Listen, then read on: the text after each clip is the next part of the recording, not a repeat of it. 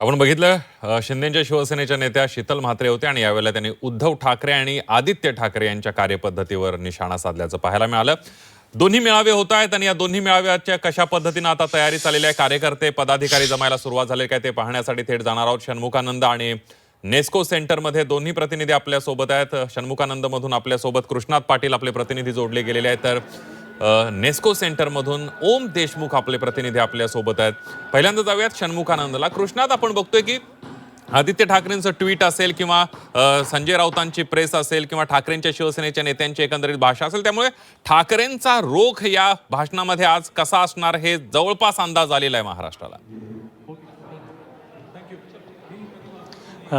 संदीप, नक्कीच हा अंदाज आलेला आहे, कारण 6 खासदार फुटल्याची पार्श्वभूमी आहे आणि त्यामुळं थोड्याच वेळात म्हणजे साधारणतः 7-7:30 वाजता उद्धव ठाकरे हे भाषणासाठी उभे राहतील। तत्पूर्वी एक कवितांचा कार्यक्रम आणि एक स्टँडअप कॉमेडीचा कार्यक्रम जो आहे तो होईल आणि या वर्धापन दिनाच्या निमित्तानं आता शिवसैनिक येण्यास सुरुवात झालेली आहे।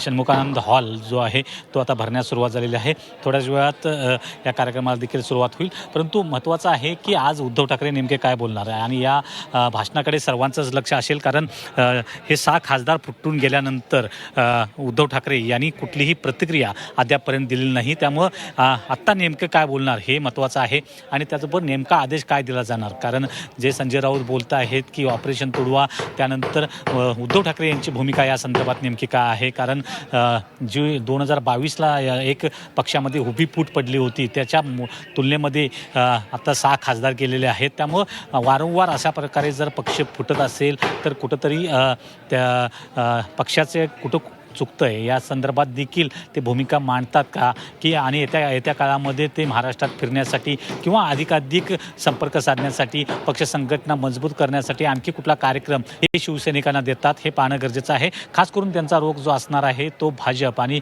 शिवसेना शिंदे गट एकनाथ शिंदे यांच्यावर असणार आहे। आणि कारण ज्या प्रकारे 6 खासदार फुटून गेलेले आहेत त्यामध्ये सर्वाधिक खासदार फुटण्यामध्ये एकनाथ शिंदे यांनी जो त्यांचा सहभाग राहिलेला आहे। अगदी त्यासाठी वेगवेगळे आरोप केले गेले की 15 कोटी 50 कोटी अशा प्रकारचे संजय राऊत यांनी आरोप केले गेलेले आहे। त्यामुळे या सर्व घटनाक्रमाचा गेल्या 3-4 दिवसामधल्या ज्या घटना आहेत त्याचा आढावा या भाषणामध्ये उद्धव ठाकरे घेतील आणि त्याचबरोबर संजय राऊत यांचं देखील भाषण होणार आहे। त्यामुळे या दोघांच्या भाषणाकडे सर्वांचं लक्ष लागलेलं आहे आणि थोड्याच वेळामध्ये या कार्यक्रमाला देखील सुरुवात होईल जेव्हा सर्व शिवसैनिक या षण्मुखानंद सभागृहामध्ये पोहोचतील।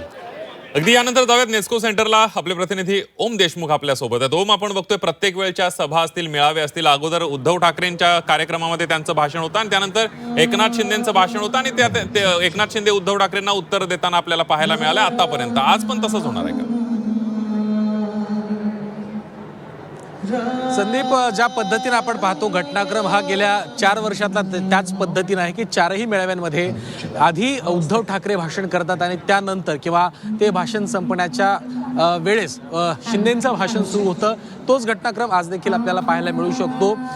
खरं तर एकनाथ शिंदे या भाषणातून कशा पद्धतीचं प्रत्युत्तर उद्धव ठाकरेंना देतात पाहावं लागणार आहे, कारण आपण पाहतोय ज्या पद्धतीनं खासदारांच्या फुटीचा हा सगळा घटनाक्रम घडला त्यानंतर ठाकरे गटाकडनं अत्यंत आक्रमक पद्धतीनं या सगळ्या खासदारांवरती, एकनाथ शिंदेंवरती आणि शिंदे गटासह भाजपवरती आक्रमक शब्दात हल्ले केले जात आहेत। संजय राऊतांकडनं अतिशय आक्रमकपणे या सगळ्या गोष्टीचा समाचार घेतला जातोय।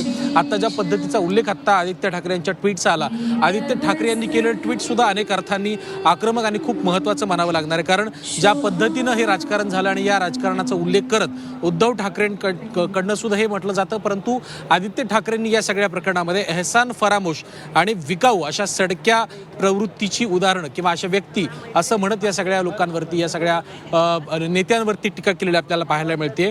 एकंदर या सगळ्या खासदार फुटीच्या प्रकरणामुळे ठाकरे गटामध्ये जी काही अस्वस्थता आहे त्याला कुठेतरी आक्रमकतेचं स्वरूप देऊन त्या सगळ्या अस्वस्थतेला एक शक्ती बनवून या सगळ्या गोष्टीचा कुठेतरी भविष्यात राजकीय ताकद बनवण्यासाठी एक प्रयत्न या मेळाव्यातून निश्चितपणे केला जाईल। जशी माहिती समोर आली त्यानुसार 2च नेते यावेळेला भाषण करतील, उद्धव ठाकरे आणि संजय राऊत। त्यामुळे संजय राऊत आणि उद्धव ठाकरे हे दोघेही आपल्या शैलीमध्ये कशा पद्धतीने एकनाथ शिंदेंचा आणि एकंदर या सगळ्या घटनाक्रमाचा समाचार घेत आहेत हे देखील पाहणं तितकंच महत्त्वाचं असणार आहे। संदीप, अगदी त्यामुळे उद्धव ठाकरे काय बोलणार, खासदारांच्या फुटीनंतर पहिल्यांदाच उद्धव ठाकरे जाहीर मेळाव्यामध्ये बोलणार आहेत आणि त्याला एकनाथ शिंदे काय उत्तर देणार? ऑपरेशन टायगर संदर्भात एकनाथ शिंदे काय बोलणार का? संजय राऊतांची तोफ कशी ढळाडणार? याकडे संपूर्ण महाराष्ट्राचं लक्ष लागलेलं आहे. कृष्णात आणि ओम, तुम्हा दोघांचे धन्यवाद. या सगळ्याचे अपडेट घेत राहणार आहोत.